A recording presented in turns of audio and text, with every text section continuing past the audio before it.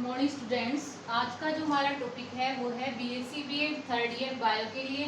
Topic अपना रहेगा structure of egg and types of egg. इसका पार्ट नंबर अपन पढ़ेंगे आज 19 नंबर। तो 19 नंबर के अंदर अपन पढ़ेंगे टाइप्स ऑफ एग, यानी अंडों के प्रकार, या फिर बोल सकते हो क्लासिफिकेशन ऑफ एग, यानी अंडों का वर्गीकरण। तो अपन को क्या पढ़ना है? क्लासिफिकेशंस ऑफ एग, यानी अंडों का वर्गीकरण।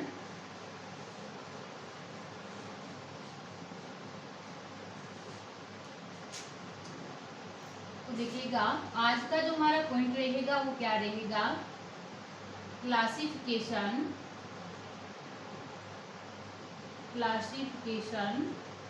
ऑफ एग,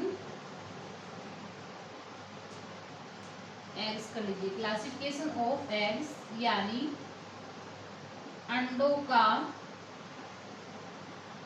वर्गीकरण।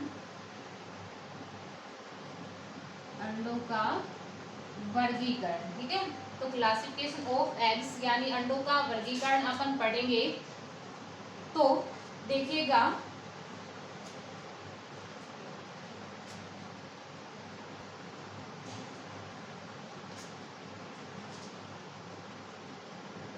तो जो एग होते हैं उनमें उपस्थित यॉक यानी पित्तक, इसके अलावा सेल यानी कवच, इसके अलावा डेवलपमेंट यानी एग को पित्तक, कवच और परिवर्तन यानी डेवलपमेंट के आधार पर अलग अलग क्लासों के अंदर रखा गया है, यानी इसका वर्गीकरण अलग अलग प्रकार से किया गया है, ठीक है। तो एग के क्लासिफिकेशन की अपन बात करें तो देखिएगा, क्लासिफिकेशन किस आधार पे किया गया इसका। फर्स्ट देखिएगा, on the basis of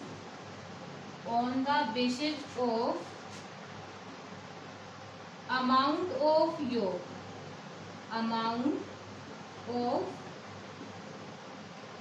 yolk, यानी पित्तक की मात्रा के आधार पर, पित्तक की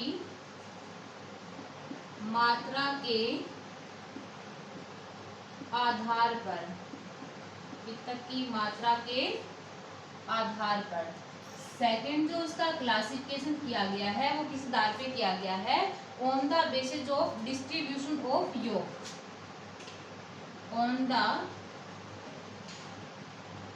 बेसिस ऑफ डिस्ट्रीब्यूशन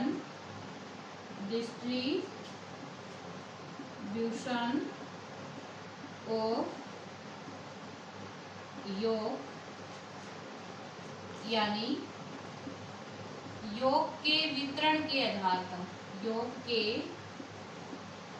वितरण के आधार पर, योग के वितरण के आधार पर। थर्ड देखिएगा, on the basis of distribution of योग, यानी योग के वितरण के आधार पर। थर्ड है on the basis of presence and absence of cell, यानी कवच की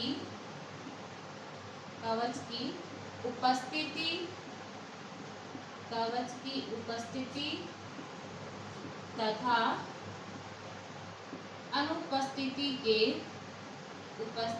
तथा अनुपस्थिति के आधार पर,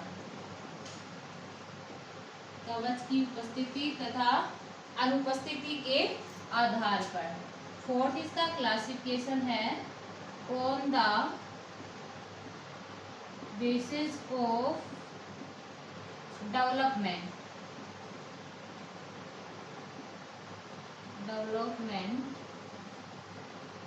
यानी परिवर्तन के आधार पर।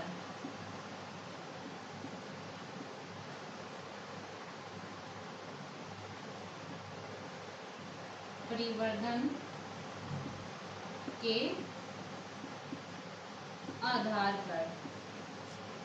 तो देखिएगा एग का क्लासिफिकेशन है वो निम्न 4 प्रकार से किया गया है। फर्स्ट है on the basis of amount of योग यानी पित्त की मात्रा के आधार पर। सेकंड है on the basis of distribution of योग यानी योग के वितरण के आधार पर। और थर्ड इसका क्लासिफिकेशन किया गया है वो किस बेस पे किया गया है, on the basis of presence and absence of cell यानी कवच की उपस्थिति और अनुपस्थिति के आधार पर। 4 नंबर देखिएगा on the basis of development यानी परिवर्तन के आधार पर।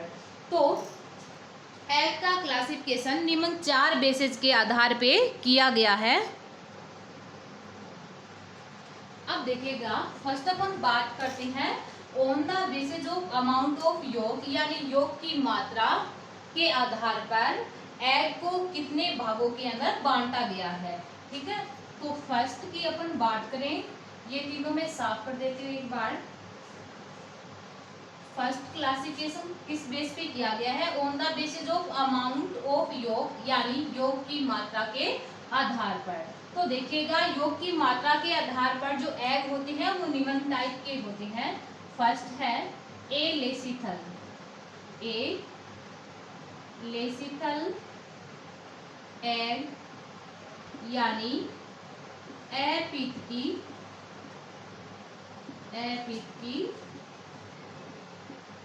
अंडे। ठीक है, सेकंड माइक्रोलेसिथल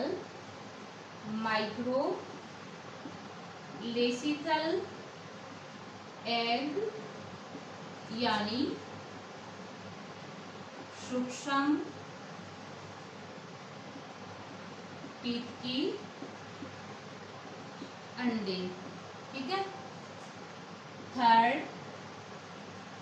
मीजोलेसिथल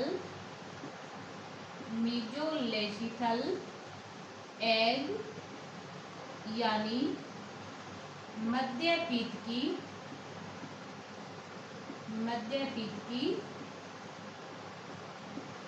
अंडे। ठीक है, और फोर्थ इसका जो टाइप है वो कौन सा होगा, मैक्रोलेसिथल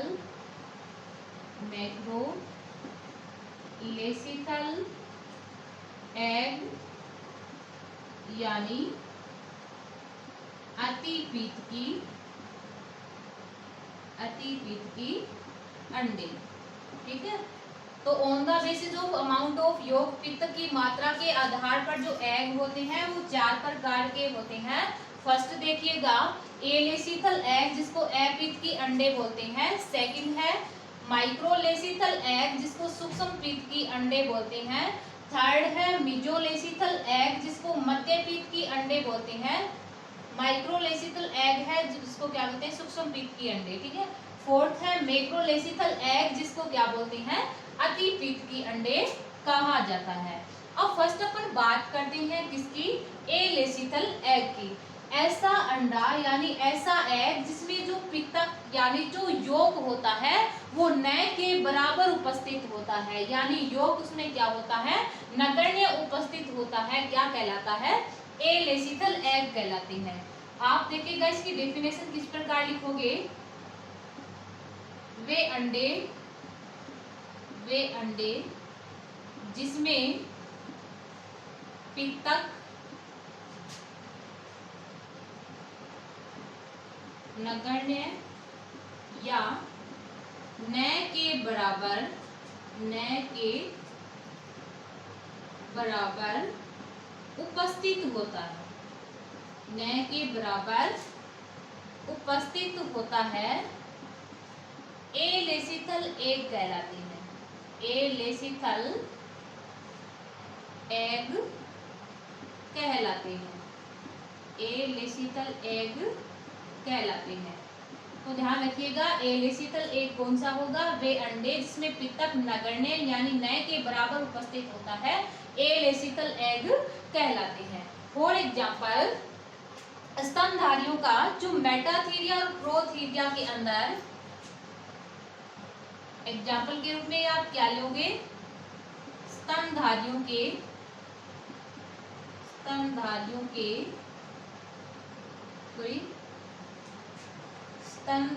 में Prototheria and Metatheria, Prototheria and Metatheria, स्तनधारियों के अंदर जो प्रोटोथीरिया और मेटाथीरिया है, मतलब जो मैमल्स है उसका प्रोटोथीरिया और मेटाथीरिया है, उसके अंदर क्या पाया जाता है, एलेसिथल एग पाया जाता है। ठीक है, सेकंड अपन बात करते हैं किसकी, माइक्रोलेसिथल एग की। ठीक है, तो माइक्रोलेसिथल एग कौन से होंगे, ऐसे एग यानी ऐसे अंडे जिसमें पितक होता है वो बहुत कम मात्रा में उपस्थित होता है। ठीक है, ऐसे अंडे जिसके अंदर पितक होता है वो बहुत कम मात्रा में उपस्थित होता है, क्या कहलाते हैं, माइक्रोलेसिथल एग कहलाते हैं। तो ध्यान रखिएगा, इसकी डेफिनेशन आप किस प्रकार लिखोगे, वे एग यानी वे अंडे जिसमें पितक, वे अंडे जिसमें पितक बहुत कम मात्रा में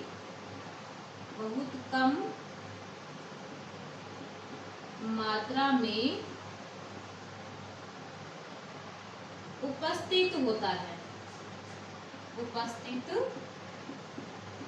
होता है, माइक्रोलेसिथल एग कहलाते हैं, माइक्रोलेसिथल एग कहलाते हैं, माइक्रोलेसिथल एग कहलाते हैं। ठीक है, वे अंडे जिसमें पितक होता है वो बहुत कम मात्रा में उपस्थित होता है, क्या कहलाते हैं, माइक्रोलेसिथल एग यानी सूक्ष्म पित्त के अंडे कहलाते हैं। फॉर एग्जाम्पल लिखोगे तो एम्फिओक्सिस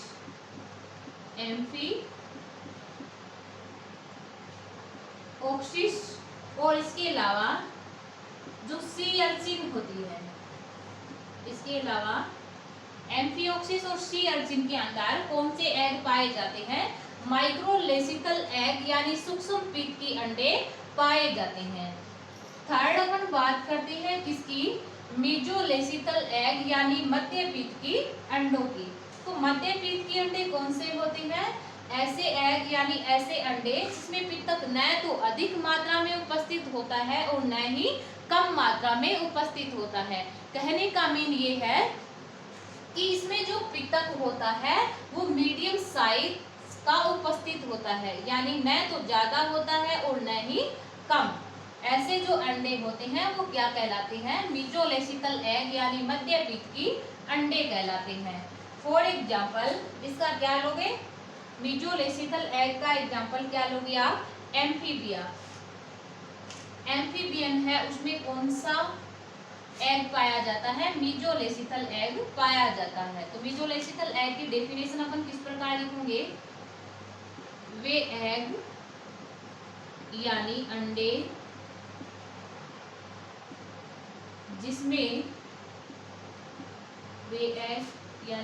जिसमें पितक न तो अधिक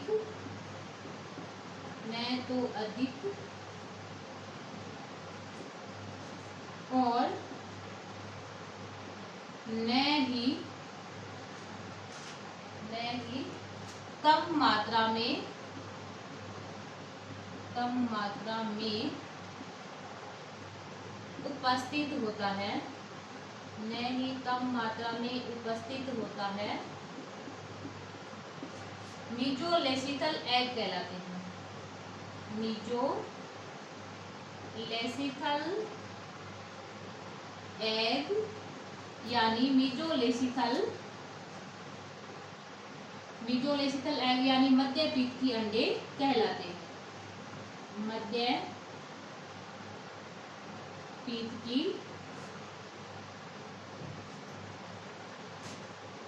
अंडे कहलाते हैं।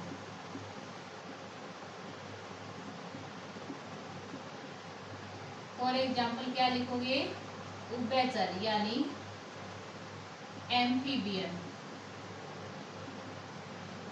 एम्फीबियन के अंदर कौन से एग पाए जाते हैं? मीजोलेसिथल एग पाए जाते हैं। फोर्थ अपन बात करते हैं किसकी? मैक्रोलेसिथल एग यानी अतिपीत की अंडों की। तो आप सभी जानते हो मैक्रोलेसिथल एग यानी अतिपीत की अंडे क्या होते हैं, ठीक है। तो देखिएगा, ऐसे एग जिसमें जो पितक होता है वो अत्यधिक मात्रा में पाया जाता है। ऐसे एग जिसमें पितक होता है वो अत्यधिक मात्रा में पाया जाता है, क्या कहलाते हैं? मैक्रोलेसिथल एग यानी अतिपीत की अंडे कहलाते हैं।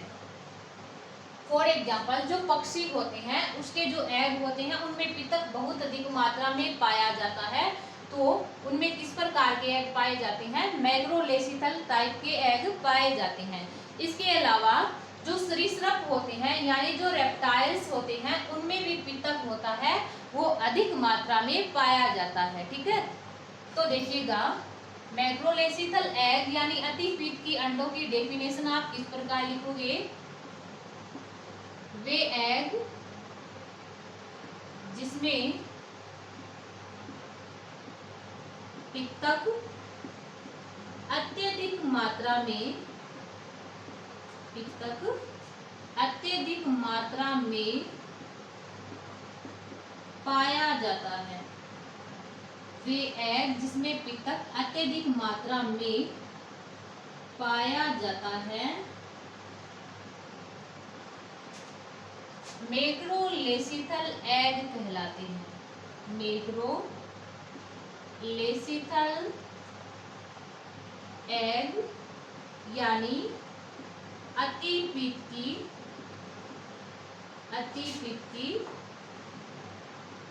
अंडे कहलाते हैं।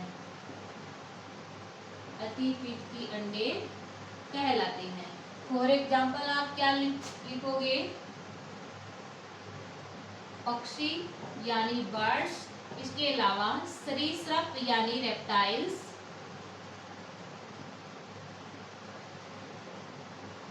ठीक है। तो सरीसृप और जो पक्षी होते हैं यानी बर्ड्स और रेप्टाइल्स जो होते हैं उनमें किस प्रकार के एग पाए जाते हैं? मैक्रोलेसिथल एग पाए जाते हैं, ठीक है। इसी के साथ अपना जो फर्स्ट क्लासिफिकेशन था किस बेस से था? On the basis of amount of York यानी पितक की मात्रा के आधार पर जो एग का क्लासिफिकेशन किया गया था वो अपना कंप्लीट हो चुका है। आगे अपन बात करते हैं इसके सेकंड टाइप की, यानी इसका सेकंड क्लासिफिकेशन था वो किस बेस पे किया गया था? On the basis of amount of York, on the basis of distribution of योग के वितरण के आधार पर, ठीक है। सेकंड किस बेस पे किया गया था? ऑन द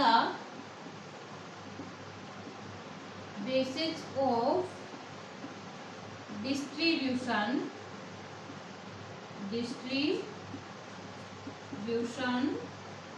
ऑफ योग, पितक के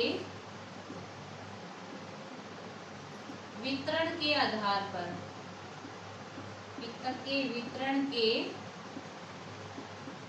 आधार पर, ठीक है। तो देखिएगा सेकंड क्लासिफिकेशन किस बेस पे किया गया है इसका? On the basis of distribution of योग यानी पितक के वितरण के आधार पर। तो पितक के वितरण के आधार पर जो एग होते हैं वो निम्न टाइप के होते हैं। तो पितक के वितरण के आधार पर एग जो है निम्न टाइप के हैं। तो फर्स्ट देखिएगा, होमोलेसिथल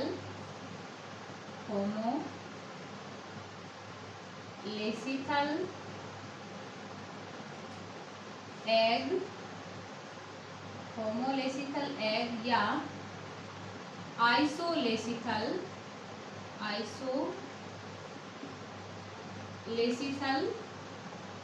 एग, यानी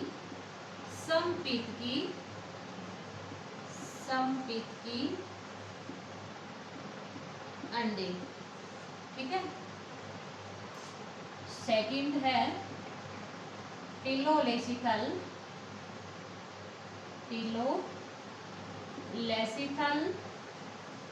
एग, यानी गोलार्ध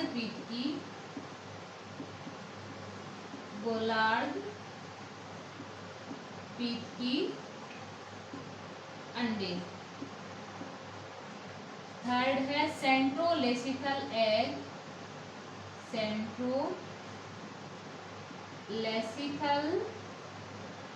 एग, यानी केंद्र पीतकी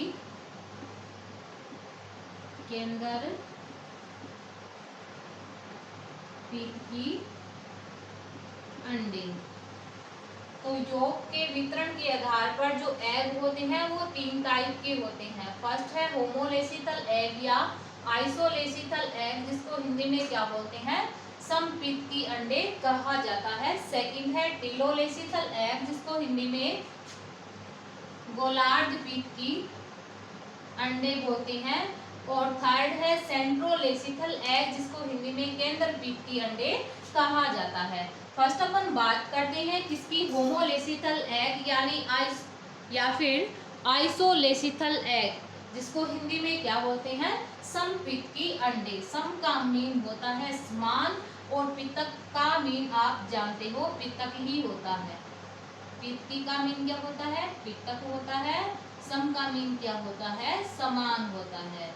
ऐसा एग जिसमें जो योग होता है यानी जो पितक होता है वो समान रूप से क्या रहता है, वितरित रहता है। बट आप इसकी एक सेटिस्फाइड डेफिनेशन दोगे होमोलेसिथल एग या आइसोलेसिथल एग की। देखिएगा, इस प्रकार के जो एग होते हैं इनमें जो योग होता है यानी जो पितक होता है वो कम मात्रा में पाया जाता है। क्या होता है, कम मात्रा के अंदर पाया जाता है। और जो योग होता है वो संपूर्ण कोशिका द्रव्य के अंदर समान रूप से क्या रहता है, वितरित रहता है। तो इस प्रकार के एग को अपन होमोलेसिथल एग या आइसोलेसिथल एग बोलते हैं। ठीक है। फॉर एग्जाम्पल एम्फिओक्सिस का जो एग होता है वो होमोलेसिथल यानी समपीतकी होता है। तो इसकी डेफिनेशन आप किस प्रकार लिखोगे वो देखिएगा, वे एग जिनमें पितक बहुत कम मात्रा में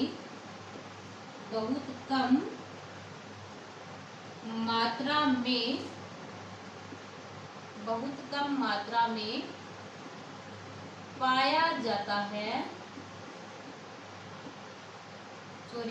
बहुत कम मात्रा में उपस्थित होता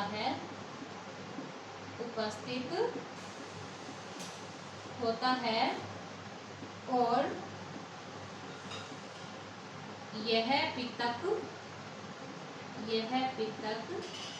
संपूर्ण साइटोप्लाज्म यानी संपूर्ण कोशिका द्रव्य में समान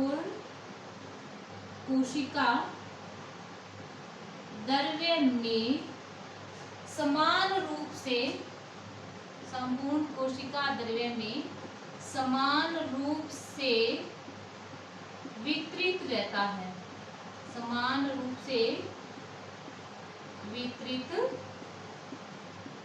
है। ठीक है। तो देखिएगा, वे एग जिसमें पितक बहुत कम मात्रा में उपस्थित होता है और यह पितक होता है वो संपूर्ण कोशिका द्रव्य में समान रूप से वितरित रहता है। तो इसे क्या बोलेंगे, होमोलेसिथल एग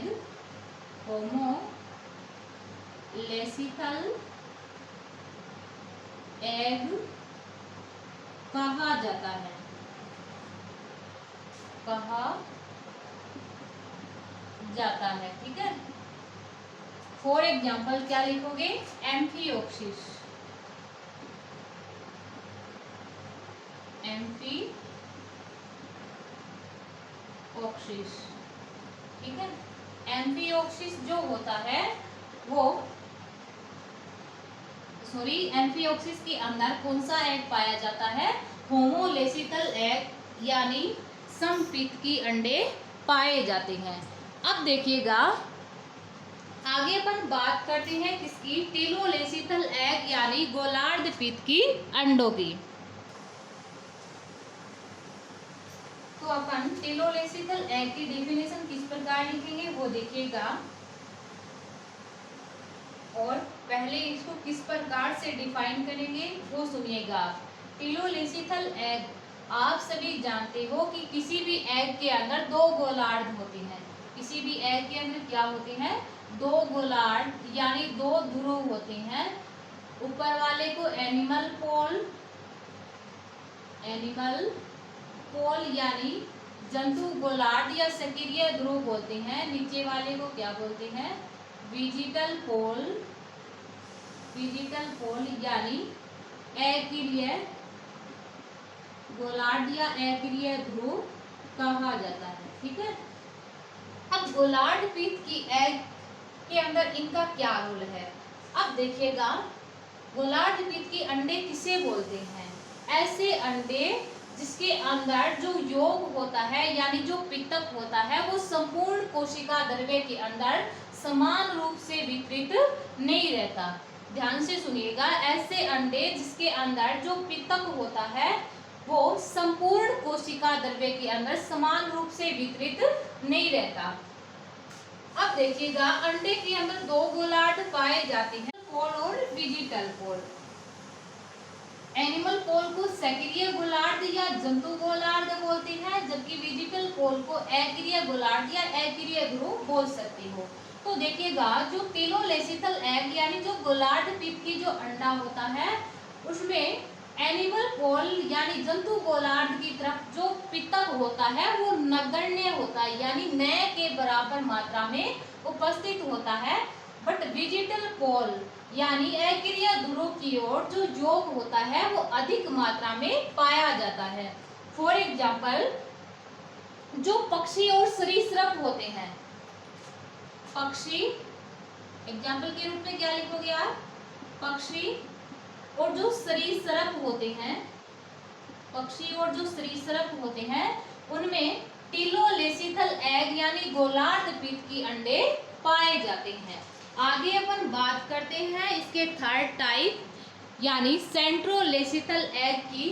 तो आप सभी जानते हो सेंट्रोलेसिकल एग, सेंट्रो का मीन क्या होता है, केंद्र। ठीक है, लेसिकल का मीन क्या है, यहाँ पे पित की, एग का मीन आप सभी जानते हो अंडे होता है।